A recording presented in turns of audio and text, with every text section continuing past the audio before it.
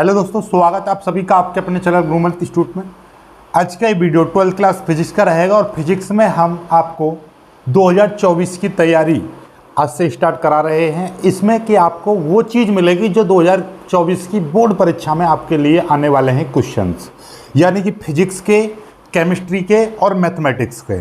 ये समझ लीजिए वो चुनिंदा क्वेश्चन दिए जाएंगे, बस इनको आप लर्न करते रहिएगा और इनकी एक अलग से नोटबुक बना लेना, क्वेश्चनों को लिखना, फिर इनका आंसर लिखना, उनको लर्न करना।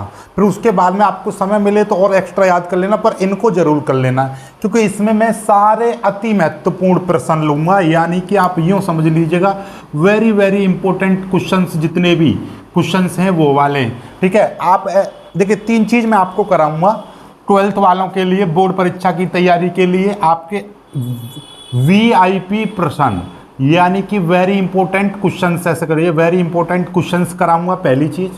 फिर आपको कुछ प्रीवियस ईयर्स क्वेश्चंस कराऊंगा और आपके मॉडल पेपर्स कराऊंगा और तीसरा आपको कुछ अपने आप से बने हुए सैंपल पेपर्स दूंगा।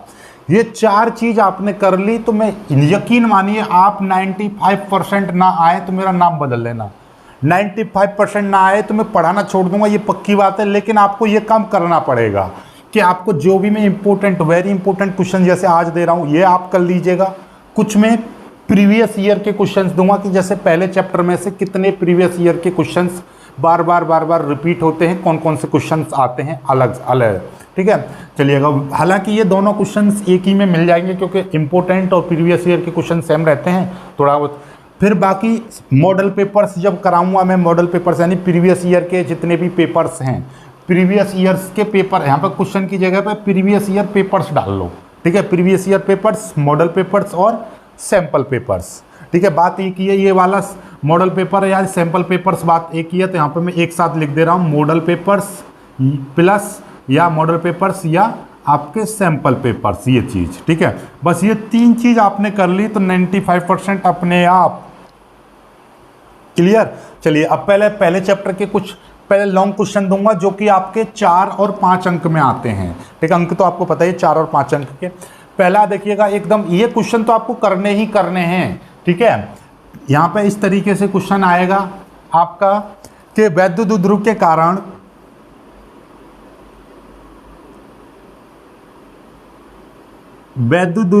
कारण अक्षीय स्थिति में किसी बिंदु पर वैद्युत क्षेत्र की तीव्रता का व्यंजक प्राप्त करो।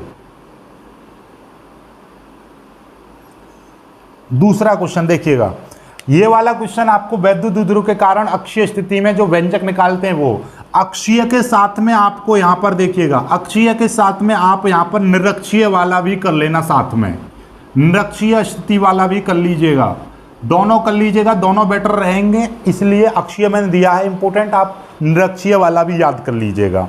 ठीक है, चलिएगा आगे आपका गॉस की प्रमेय लिखिए।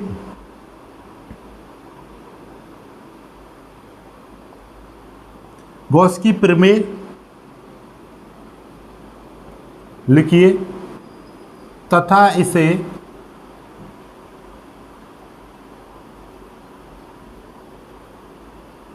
सिद्ध करो। तीसरा क्वेश्चन आपका, और हाँ इसी में आप ऐसा करिएगा, गॉस की प्रमेय लिखिए तथा इसे सिद्ध कीजिए। तीसरा, गॉस के नियम से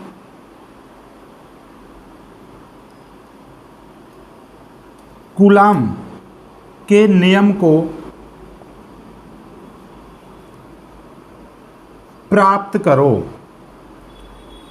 ठीक है, गॉस के नियम से आपको क्या करना है, कूलाम का नियम प्राप्त करना है, या कूलाम के कूलाम के नियम का निगमन करो। ठीक है, प्राप्त करो या कभी कभी आ जाएगा निगमन करो।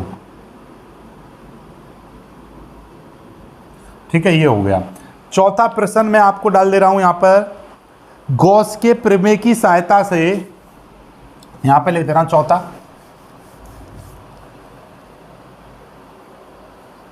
यहीं से स्टार्ट कर दें। गॉस की प्रमेय की सहायता से,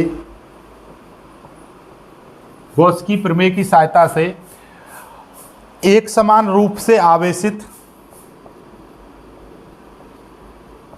एक समान रूप से आवेशित,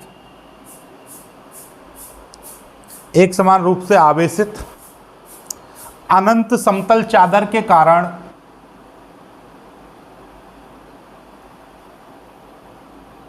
अनंत लंबाई के तार के निकट, तार आ सकता है या समतल चादर आ सकती है। समतल चादर, ये दो डेरिवेशन है, दोनों एक कर लीजिएगा। अनंत लंबाई के तार मान लीजिए, एक तार के निकट भी आता है, या आप ऐसा समझिएगा तथा एक दूसरा भी रहता है आपका समतल चादर के निकट, या तार के निकट या समतल चादर के निकट किसी बिंदु पर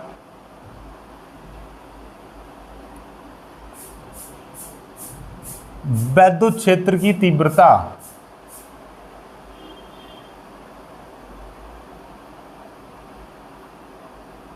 ज्ञात करो। ये दो डेरिवेशन है, याद रखिएगा, ये दो डेरिवेशन है। समतल चादर वाला अलग रहता है और अनंत लंबाई के तार के निकट वैद्युत क्षेत्र की तीव्रता, ये डेरिवेशन अलग है, समतल चादर वाला अलग है। बस ये वाले क्वेश्चंस करने लॉन्ग प्रश्न में आपको 1 2 3 4, चारों के चारों इंपोर्टेंट हैं। ये 4 नहीं बल्कि 5वां ये और छठा ये समतल चादर 6 बन जाते हैं, लेकिन आपको इनको 4 में याद कर लीजिएगा। ये दोनों एक जैसे होते हैं, ये दोनों एक जैसे होते हैं, बस थोड़ा सा अंतर रहता है, इनको कर लीजिएगा। अब कुछ आपको शॉर्ट प्रश्न में आपको बता दे रहा हूं, जो लघु प्रश्न रहते हैं, यानी कि आपके कुछ शॉर्ट क्वेश्चंस, मतलब जो 1 और 2 नंबर के रहते हैं, ये आपके 3 और 4 व 5 अंक में आएंगे। ये डेरिवेशन 3 4 5 में आते हैं। कोई छोटा डेरिवेशन है जैसे कि ये 3 नंबर में आ गया, ये वाला है 5 नंबर में आ गया, 4 नंबर में आ गया, इस तरीके से, ठीक है, चलिएगा। या कभी कभी क्या होता है, इस डेरिवेशन के साथ में एक न्यूमेरिकल दे दिया छोटा सा, तो आपको 5 नंबर में दे दिया, ठीक है, इस तरीके से। ये शॉर्ट प्रश्न आपके 1 और 2 नंबर में आते हैं, ठीक है। यहाँ से भी आपके देख क्वेश्चन आप समझोगे, चलिएगा। क्वेश्चन इस तरीके से, इसमें 2-3 क्वेश्चन ही दूंगा आपका। एक पहला क्वेश्चन आप ऐसे समझिएगा, निम्नलिखित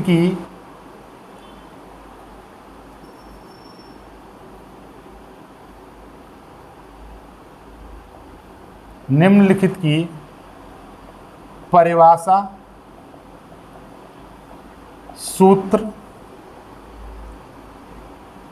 सूत्र, मात्रक व विमा लिखो। किसकी? पहला देखिएगा, ए पर आपका वैद्युत क्षेत्र की तीव्रता,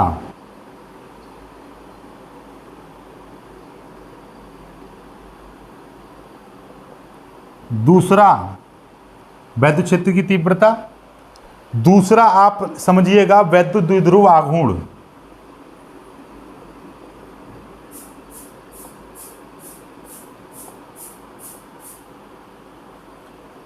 तीसरा आप लिखिएगा वैद्युत द्विध्रुव आघूर्ण, तीसरा लिखिएगा आप कुछ और यहां पर बचता है, वैद्युत फ्लक्स,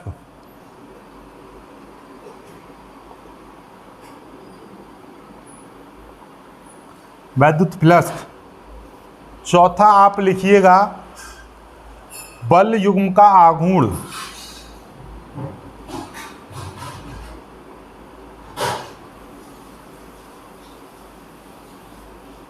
ये याद कर लीजिएगा, ठीक है। इसका मतलब ये क्या होगा, ये पहले क्वेश्चन में ये 4 पार्ट आपको दे रखे हैं, जैसे कि वैद्युत क्षेत्र की तीव्रता की परिभाषा, सूत्र, मात्रक और विमा लिखिए। तो यहाँ से होगा क्या कि जैसे वैद्युत क्षेत्र की तीव्रता की आपने परिभाषा करी, ठीक है, इसका सूत्र E बराबर F/Q होता है।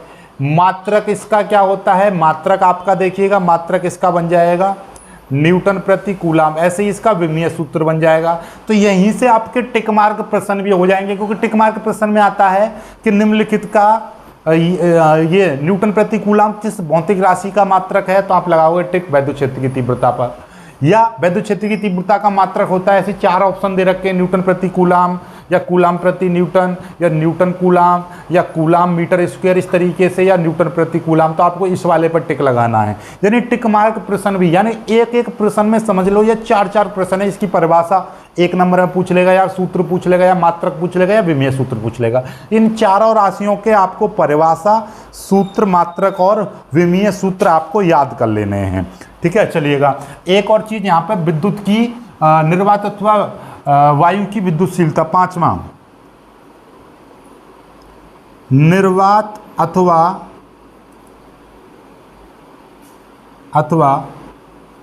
वायु की विद्युतशीलता, जिसको आप एप्सिलॉन 0 बोलते हो, इसका मान बताओ, मान कितना होता है, इसका मात्रक बताओ। ठीक है, इसका मात्रक बताओ और इसका विमीय सूत्र बताओ। यहीं से आपका कभी कभी पूछ लेता है 1/4 पाई एप्सिलॉन 0 का मात्रक क्या होता है, इसका विमीय सूत्र बताओ। ये इस तरीके से, तो इसको याद कर लोगे, इसी से हो जाएगा सारी चीज़ें। ठीक है, चलिएगा। और बाकी के जैसे कि दो बल रेखाएं एक दूसरे को क्यों नहीं काटती हैं, इस तरीके के प्रश्न, आप कूलाम का नियम, तो ये छोटी छोटी चीज़ें भी याद कर लीजिएगा। और आपका माध्यम का परावैद्युतांक क्या होता है, ठीक है, ये चीज़ आप याद कर लीजिएगा। ठीक है, तो और आपको और देख लेता हूँ मैं, कुछ क्वेश्चंस और आपके कुछ बचते हैं, तो इसमें देखिएगा। ये हो गया, इसमें वैद्युत क्षेत्र हो गया, वैद्युत क्षेत्र की तीव्रता, गॉस की प्रमेय, तो आप इसमें लिखी दो, गॉस की प्रमेय लिखिए। चलो गॉस की प्रमेय हो जाएगी, वैद्युत फ्लक्स हो गया। ठीक है, कूलाम का नियम आप लिख दोगे, वैद्युत बल रेखाएं एक दूसरे को क्यों नहीं काटती हैं, परावैद्युतांक की परिभाषा। ठीक है, निर्वात विद्युतशीलता। ठीक है, अब 2 क्वेश्चन और लिख लीजिएगा, देखिएगा यहाँ पर क्वेश्चन नंबर 2, ये क्या है, कूलाम का नियम। कूलाम का नियम लिखिए, छोटा सा है। क्वेश्चन नंबर 3 आप ये समझ लीजिए, 2 वैद्युत बल रेखाएं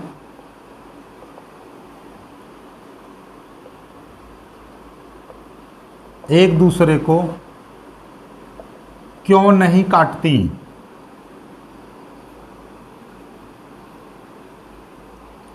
क्यों नहीं काटती हैं, ये आपको बताना है। और क्वेश्चन नंबर 4, पदार्थ के परावैद्युतांक की परिभाषा। पदार्थ के परावैद्युतांक की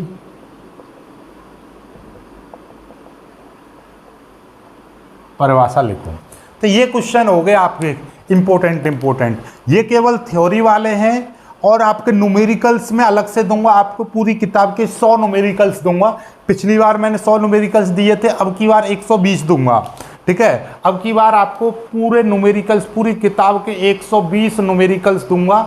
और जिसने ये न्यूमेरिकल्स कर लिए, आप ये समझ लीजिएगा आपके 35 नंबर क्लियर हो जाएंगे, 30 से 35 नंबर क्लियर हो जाएंगे, क्योंकि इस न्यूमेरिकल्स में ही आपके कुछ विमीय सूत्र, कुछ आपके मात्रक और कुछ टिक मार्क प्रश्न भी के उत्तर भी इसी में छुपे हुए हैं, कुछ की परिभाषा भी इसमें छुपी रहेगी। तो 120 न्यूमेरिकल्स इस तरीके से कर लोगे तो आपके 30 से 35 नंबर, यानी आधा पेपर आपका लगभग हल हो जाएगा।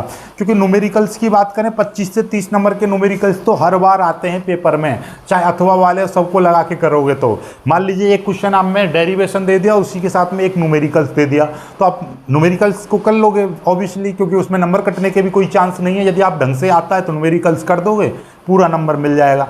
इसलिए आप देखोगे, कोई भी पेपर उठा कर देख लेना पिछले 10 सालों का, प्रत्येक पेपर में से ही 70 नंबर का पेपर है, तो उसमें कम से कम 25 से 30 नंबर के न्यूमेरिकल्स, कभी कभी तो 30 से 35 तक के हो जाते हैं। तो ये आते ही आते हैं। ठीक है, आई होप कि आपको ये समझ में आ गए होंगे। इन क्वेश्चनों को स्क्रीनशॉट ले लीजिएगा और इन क्वेश्चनों की प्रैक्टिस कीजिएगा। इनका उत्तर हमने जैसे वीडियो बना रखी है सारी, उसमें दे रखी है, और बाकी नोट्स आपको दे रखे हैं। नोट्स का लिंक भी नीचे डिस्क्रिप्शन में डाल दूंगा, तो वहाँ से देख लीजिएगा। सारे हैंड रिटन नोट्स हैं, उनको देखोगे, उससे समझ में आ जाएगा। वीडियो को लाइक करना, शेयर करना और चैनल को सब्सक्राइब जरूर कर लीजिएगा। जय हिंद।